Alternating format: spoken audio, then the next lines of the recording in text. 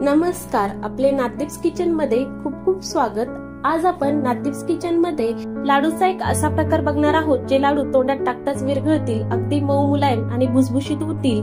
खाणारा प्रत्येक जण विचारेल की हे कशापासून बनवले आणि चवीला अगदी माव्या पेड्यासारखे लागतील। करायला अगदी सोपे आहेत। हे लाडू बनवण्यासाठी फार जास्त साहित्याची आवश्यकता नाही, फक्त 3-4 साहित्यामध्ये हे बनवून तयार होतात। आणि हे बनवण्यासाठी आवश्यक त्या सर्व टिप्स मी ह्या व्हिडिओ मध्ये सांगितले आहे, तर व्हिडिओ शेवटपर्यंत नक्की बघा। अशाच नवनवीन रेसिपी पाहण्यासाठी नादीप्स किचनला सबस्क्राइब करा। लाडू बनवण्यासाठी मी गॅसवर कढई गरम करायला ठेवली आहे, त्यामध्ये मी तूप टाकत आहे। इथे मी 1 वाटी तूप घेतला आहे, त्यामधील 2 चमचे तूप मी यामध्ये टाकला आहे। आपण इथे सर्व साहित्याचे प्रमाण मोजून घेणार आहोत। तूप व्यवस्थित मेल्ट झालं की त्यामध्ये 1 वाटी रवा टाकूया। इथे मी बारीक रवा वापरलेला आहे, लाडूसाठी बारीक रवाच हवाय। जर रवा तुमच्याकडे जाड असेल तर तो मिक्सर मध्ये फिरून घ्या। हा रवा आपल्याला एकदम खरपूस असा भाजून घ्यायचा आहे, हलकासा त्याचा रंग चेंज झाला पाहिजे। रवा 50-60% भाजल्यानंतर त्यामध्ये त्याच वाटीच्या प्रमाणाने 1 वाटी मैदा टाकूया। रवा बऱ्यापैकी भाजल्यानंतरच यामध्ये मैदा टाकायचा, कारण रवा भाजायला वेळ जास्त लागतो आणि मैदा पटकन भाजतो। इथे रवा आणि मैदा आपल्याला व्यवस्थित खरपूस असा भाजून घ्यायचा आहे। यामध्ये मी अजून थोडं तूप ऍड करत आहे। आपण 1 वाटी तूप घेतला आहे, ते सगळं तूप आपल्याला इथे जवळपास लागणार आहे, पण थोडं थोडं करून तूप ऍड करायचं, म्हणजे रवा आणि मैदा व्यवस्थित भाजला जातो। लाडूची चव 2 गोष्टीवर अवलंबून असते, एक म्हणजे तुम्ही हा रवा मैदा किती प्रमाणात आणि कसा भाजता, आणि दुसरं म्हणजे यामध्ये वापरलेलं तूप। तुम्ही जेवढे जास्त प्रमाणात तूप वापरताल तेवढे लाडू मऊ आणि मुलायम होतील। आता इथे मी 2 तुकड्यामध्ये कट केलेले मनुके टाकत आहे। तुमच्या आवडीनुसार तुम्ही अजूनही काही ड्रायफ्रुट्स यामध्ये ऍड करू शकता। हे मनुके आपण ज्यावेळेस लाडू बांधायला घेणार आहोत त्यावेळेस टाकले तरी चालतील, पण जर ते इथे टाकले तर तुपामध्ये व्यवस्थित भाजले जातात, त्यामुळे मी इथे टाकले आहे।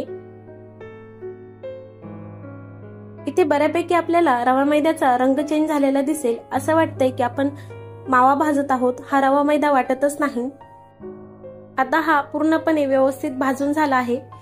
तुम्ही इथे पाहू शकता, याच पद्धतीने आपल्याला हा रवा आणि मैदा व्यवस्थित भाजून घ्यायचा आहे। आता आपण लगेच लाडू बांधायला घेऊया। हा गरम असतानाच आपल्याला लाडू बांधायचे आहेत, आणि लाडू बांधण्यासाठी यामध्ये अजून काही साहित्य जाणार आहे।